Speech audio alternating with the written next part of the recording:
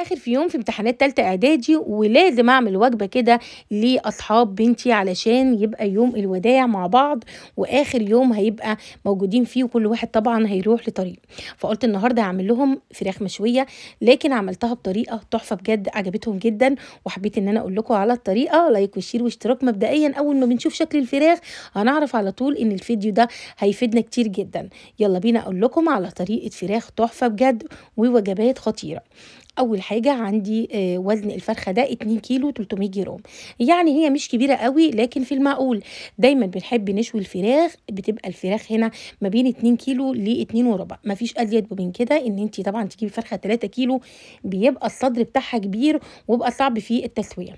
بنجيب الفرخه اولا بعد ما بنغسلها نحطها في محلول ملح وليمون وشويه من طبعا الخل، ونبدا ان احنا نسيب الفراخ فيها حوالي نص ساعه. جبت الفرخه ونضفتها كده ونشفتها من الميه، وهنبدا بقى ان احنا نفتح الظهر بتاعها باي سكينه. المهم تكون السكينه حاميه بالشكل اللي انتوا شايفينه ده. وفتحنا الفراخ، اي نعم بتبقى صعبه شويه، او ممكن ان انت تخلي الفرارجي ان هو يفتح حالك بالشكل ده. هنبدا بقى ان احنا نعمل بيها فتحات بسيطه جدا. وفتحنا الصدر من فوق اللي هو القرقوشه اللي بتبقى في النص دي، فتحتها جامد زي ما انتم شايفين. وبدات طبعا ان انا اعمل فيها فتحات من كل الجوانب، سواء بقى من الصدر او الورك، وده طبعا بيسهل لي عمليه التسويه. نبدأ بقى ان احنا نعمل ليها التتبيلة الخطيرة بجد والسهلة جدا اللي متوفرة في كل بيت. عندنا حوالي كده نص كوب من الزيت. هننزل بقى بمعلقة من الشطة، معلقة من طبعا الثوم البودر، عندنا فلفل اسود معلقة كبيرة او معلقتين صغيرين من الملح، وهننزل على طول بمعلقتين من الصلصة.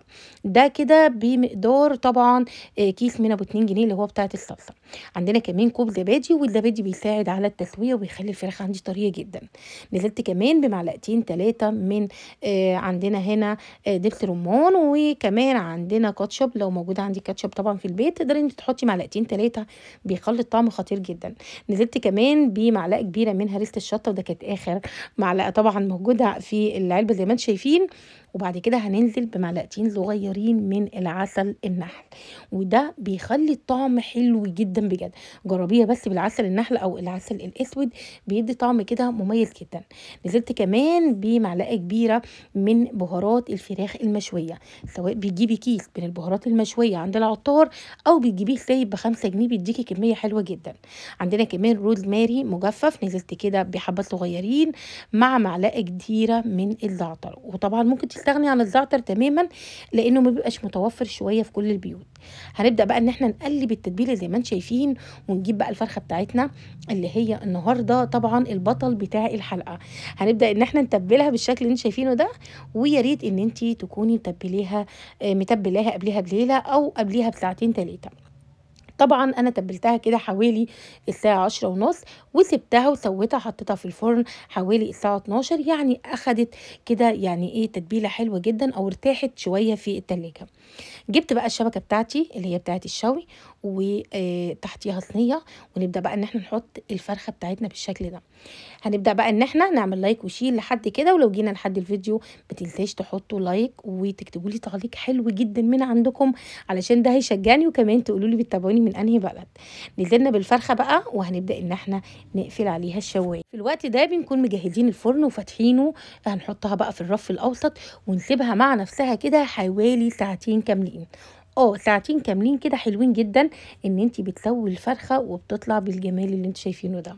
قعدت ساعتين كاملين في الفرن بتاعي. لو هنحطها في الفرن الغاز بتقعد ما بين طبعا ساعه وربع او ساعه ونص بكتير، لكن الفرن اللي هو الكهرباء بتقعد فيها ساعتين كاملين. حطيت كده افتكاسيه بسيطه جدا حته فحمه زي ما انتم شايفين، علشان تديني ريحه الشوي كده بيبقى في منتهى الجمال. واتفرجي بقى على الطعم بعد كده. قدميها بقى مع رز بسمتي. انا هنا قدمتها مع رز بسمتي ابيض او اللون الاصفر، حطيت حاجه بسيطه جدا من الزعفران. وقدميها بقى بالهنا والشفاء، بجد طريقه في منتهى الجمال. الفراخ ريحتها حلوه جدا. تقدري ان انت كمان تعملي وجبات بسيطه جدا لو اصحاب اولادك زي ما انا عملتها كده. هنعمل كل واحد وجبه. الوجبات بتبقى حلوه جدا، بتحسسي ان انت جايبه اكل من بره لكن نضيف جدا في البيت، ومش هتفرقيها عن بتاعه بره. الفراخ بره ب220 جنيه، الفرخة وزن كيلو ونص ب220 بره. لكن لو عملناها في البيت بطريقة كده لذيذة وشوي كده في منتهى الجمال، ونقدمها بالوجبات زي ما انتم شايفين، نص الفراخ او ربع الفرخة بره بتبقى في حدود كده 75 جنيه. عملت جنبها طحينة بقى وشوية سلطة بتاعة الحاتي، لكن الطعم هنا في منتهى الجمال. اتمنى ان شاء الله الفيديو النهارده بقى يكون افادكم واستفدت منه، ونشوفكم بقى في حلقة جديدة، ولايك وشير اشتراك، وباي باي.